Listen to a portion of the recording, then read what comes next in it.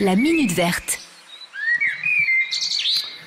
Jean-Luc Moreau, comment optimiser, alors en plus c'est le thème un peu de ce dimanche matin puisqu'on évoque beaucoup, enfin on a évoqué tout à l'heure les batteries, comment optimiser la recharge d'un véhicule électrique? Alors on va être plus précis, le coût de la recharge. Comment est-ce que ça peut vous coûter moins cher? Alors j'en connais certains qui vont me dire il suffit de se brancher chez le voisin, c'est vrai, ça optimise. Ça peut marcher. Ça optimise nettement le coût de la recharge. Ouais. Voilà, mais bon, alors vous avez plein d'offres, y compris des offres spécifiques véhicules électriques qui sont en train d'être développées justement par les fournisseurs d'énergie. Et ça va arriver à grands pas. Alors il y a déjà le truc traditionnel d'avoir quand même un compteur qui fait heure creuse, heure pleine.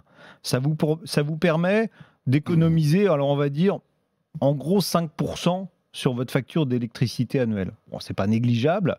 C'est toujours ça de prix. Et puis ça vous permet, si vous rechargez pendant les heures creuses, de ne pas surcharger le réseau. Et ça, c'est intéressant à long terme. Après, il y a une programmation à faire. C'est-à-dire Après, il y a une programmation, mais c'est simple. Voilà, je rentre à 19h chez moi, la voiture ne se met en recharge qu'à partir de 23h. Exactement, ou 1h du matin, ça dépend de ce que vous avez comme heure creuse chez vous. Donc ça c'est une première chose. Après, vous avez des pilotages plus complexes. Je vous disais, il y a aujourd'hui des fournisseurs qui vous proposent des formules qui... alors, c'est plus contraignant dans le sens où c'est votre compteur qui dira à la voiture « tu peux recharger ». Alors, évidemment, ça ne marche qu'avec un Linky. Et oui, il faut un compteur connecté. Il faut un compteur connecté intelligent. Et c'est le compteur qui dira à votre voiture « Banco ma cocotte ». Tu peux y aller, vas-y, charge. Banco ma cocotte. Banco ma cocotte. Je ne sais pas s'il lui parle comme ça d'ailleurs. Tiens. Non, je ne pense pas. Non, il n'y a que vous. Dans la vie privée des compteurs pour savoir. Donc, alors ce genre d'offre, par contre, le supplément peut être important au niveau de l'abonnement. Et vous pouvez économiser, mais là c'est bon pour les gros rouleurs, jusqu'à 100 € par an à peu près sur votre facture d'électricité. Vous avez bien compris, donc c'est là le compteur qui dit à la voiture, c'est bon, tu peux charger, et donc elle charge. Donc vous avez quand même un risque. Alors vous pouvez demander, quand même, si vous avez un besoin impératif le lendemain de faire beaucoup de kilomètres, vous pouvez demander à ce qu'il y ait une charge forcée, entre guillemets. Donc là, vous paierez par contre un tarif plein pot, vous ne paierez plus le tarif préférentiel qui est accordé si c'est le compteur qui décide lui-même de charger la voiture. Donc ça, c'est une deuxième offre.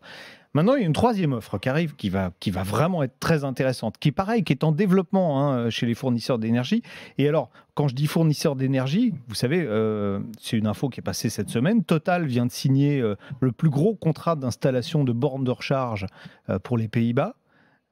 Et Total va devenir, je pense, un acteur essentiel. Bon, il y a déjà Total Énergie aujourd'hui qui vous propose de l'électricité, mais demain, Total, dans les stations-service, je pense qu'allez, tiens, on prend le pari.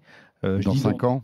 Ouais, même plus vite que ça. Il y aura des bornes de recharge. Dans les stations Total, il y aura une borne de charge. C'est presque sûr et certain. Il faut bien que Total se transforme. Ah bah oui. Quand on est vendeur de carburant en 2020, il faut se poser des questions. Oui, il faut se poser des questions. Donc après, on sera sur le Smart to Grid. Alors c'était la première fois que j'en ai parlé. Ça doit faire un peu plus de 10 ans. C'est Mitsubishi qui est arrivé avec ça. Je me souviens en avoir parlé avec les gens de l'EDF qui m'ont dit non, ça ne s'intéresse pas. C'est bidon. C'est n'importe quoi. Qu'est-ce que c'est que le Smart to Grid? Le Smart to Grid, vous chargez la voiture dans les moments où l'électricité est la moins chère. Donc là, pareil, c'est votre compteur intelligent qui dit à la voiture, dis donc, cocotte, t'as vu, ça serait bien que tu charges parce que là, de l'électricité, j'en ai en trop. Parce que l'électricité, le problème, c'est qu'on ne peut pas la stocker. Et quand on la produit, si elle n'est pas consommée, alors déjà, il faut équilibrer le réseau, c'est du jonglage. Et en plus, on la perd si elle n'est pas consommée. Donc, les fournisseurs d'énergie ont tout intérêt à avoir du stockage de disponible et les voitures électriques peuvent être du stockage. Donc, on chargerait la voiture au moment où l'électricité serait pas gratuite, mais extrêmement peu chère. Et au moment des pics de consommation, là, votre voiture, le compteur peut dire à votre voiture, dis donc, j'ai besoin d'un petit peu, et vous revendez. Et là, c'est là que ça devient très très fort. On peut, sur une année, gagner de l'argent avec sa voiture électrique. D'accord. C'est-à-dire que les kilomètres ne vous coûtent plus. Aujourd'hui, grosso modo, on est entre 2 et 3 € 100 km si on charge à la maison. Non seulement demain, ça peut vous coûter 0, mais en plus, ça peut vous rapporter de l'argent. Et c'est du gagnant-gagnant parce que même les fournisseurs d'énergie, parce que quand ils sont obligés de produire de l'énergie au moment où il y a les pics de consommation, c'est une énergie qui leur coûte une fortune et ça leur coûterait beaucoup moins cher de vous racheter 2 ou 3 fois le prix de ce que vous avez payé au moment des heures très creuses que de mettre en route des moyens de production ou d'acheter de l'énergie à l'étranger, parce que dans les moments de grosse consommation, ils se revendent de l'énergie entre eux, mais ils se le revendent évidemment à des tarifs. Parfois, ça peut aller de 1 à 100 les prix de l'énergie entre les fournisseurs. C'est la loi de l'offre et de la demande. C'est comme tout.